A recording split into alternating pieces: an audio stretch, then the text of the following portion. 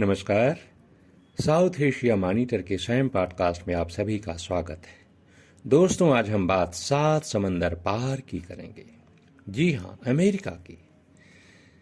America की जहां हाल के संसदीय चुनाव में 5 भारतवंशियों ने एक बार फिर जीत का परचम फहराया है। दोस्तों, अमेरिका का नाम आते ही जहन में जो एक तस्वीर उभरती है, उसे बनाने में दुनिया भर के हाथों के हुनर लगे हुए हैं और उन हुनरमंद हाथों में कई हाथ भारतीयों के भी हैं।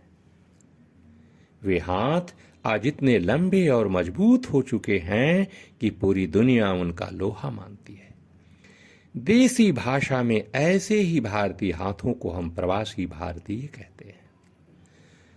दोस्तों, अमेरिका में प्रवासी भारतीयों की मजबूती सिर्फ उनकी प्रतिभा, उनकी कर्मठता का ही परिणाम नहीं है।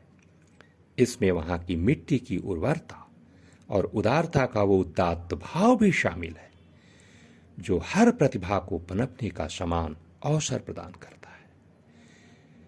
भारतीय मूल की प्रतिभा संपन्न कमला हैरिस का पिछले साल अमेरिका के उपराष्ट्रपति पद पर पहुंचना इसी उदात्त भाव का एक उत्कर्ष है। कमला हैरिस की मां श्यामला गोपालन दिल्ली विश्वविद्यालय से स्नातक करने के बाद आगे की पढ़ाई के लिए जब अमेरिका पहुंची तो उन्होंने शायद ही सोचा होगा कि एक दिन उनकी कोई संतान इस देश की उपराष्ट्रपति भी बन सकती है।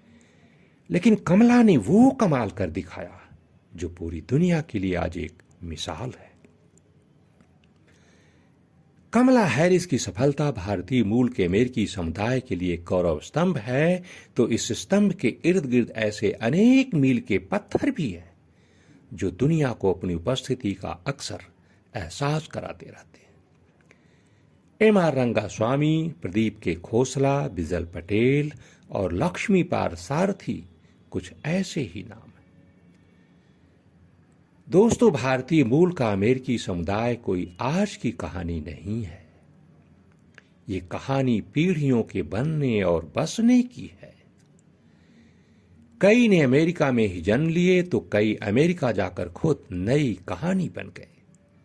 लेकिन पिछले 2 दशकों के दौरान अमेरिका में भारतवंशियों ने जिस तेजी के साथ विकास किया है, भारत अमेरिका के बीच संबंधों की तासीर भी बदल गई है। यहां आपके मन में ये सवाल जरूर उठ रहा होगा कि अमेरिकी बन जाने के बाद इन भारतीयों में भारतीयता कितनी बची होगी। तो इस सवाल का जवाब कमला हैरिस की कहानी अपने आप में बयान कर देती है। अमेरिका का उपराष्ट्रपति बन जाने के बावजूद कमला अपनी भारतीय जड़ें नहीं भूल पाई है।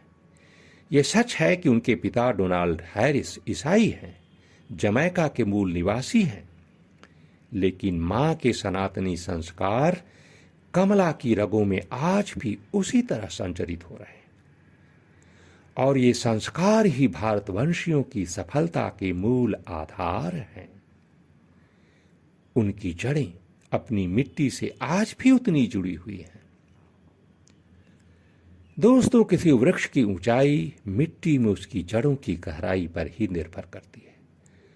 वटवृक्ष की शीतल छाया मिट्टी से उसकी जड़ों की मजबूत पकड़ का ही परिणाम होती है।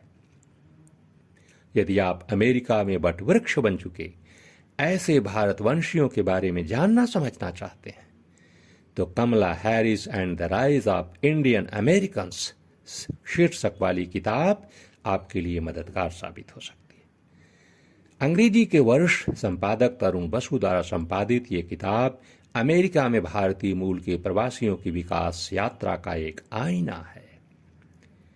इस किताब में शशि थरूर और टीपी श्रीनिवासन जैसे पूर्व राजनयिकों के उत्कृष्ट लेख हैं, तो अजीज हनीफा और तरुण बसु जैसे नामी पत्रकारों ने भी शोधपरक आलेख लिखे हैं। किताब में शामिल कुल 16 आलेख विभिन्न क्षेत्रों में भारतवंशी अमेरिकी समुदाय की सफलता के सुलेख हैं। दोस्तों, ये किताब अमेरिका में 40 लाख से अधिक संख्या वाले भारतवंशी समुदाय की एक सच्ची तस्वीर प्रस्तुत करती है, जो अमेरिका की विकास यात्रा में सफलता के नित नए सोपान चढ़ रहे हैं।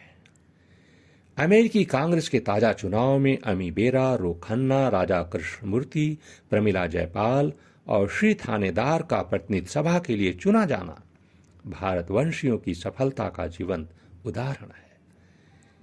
बेलगाम में पैदा हुए श्री थानेदार मिशिगन राज्य की डेट्रॉयट सीट से पहली बार सांसद चुने गए हैं।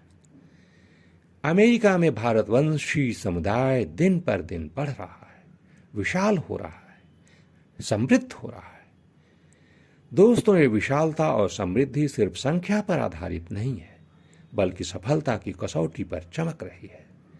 कमला Harris and the rise of Indian Americans भारतवंशियों की सफलता को समझने की एक कुंजी है। अमेरिका में भारत के पूर्व राजदूत अरुण के सिंह ने किताब की शानदार भूमिका लिखी है। किताब का प्रकाशन विजडम ट्री ने किया है। फिलहाल ये पुस्तक अंग्रेजी में है, लेकिन भाषा की सरलता और चुस्त संपादन ने विषय को समझने का काम आसान कर दिया है। तो दोस्तों, भारतीय मूल के अमेरिकी समुदाय के उत्थान के बारे में हमारी ये संक्षिप्त जानकारी आपको इस विषय पर गहरी समझ बनाने के लिए कम से कम पहली सीढ़ी का काम जरूर करेगी, ऐसी हमें आशा है। हमारी ये कोशिश आपको कैसी लगी हमें जरूर लिखें, सुझाव भी दें, इंतजार रहेगा। ये कहानी साउथ एशिया मॉनिटर की वेबसाइट, यूट्यूब चैनल, स्पॉटिफाई और गूगल पॉडकास्ट पर सुनी जा सकती है। जल्द ही मिलेंगे एक नई कहानी के साथ। तब तक के लिए सरोज कुमार को दीजिए इजाजत।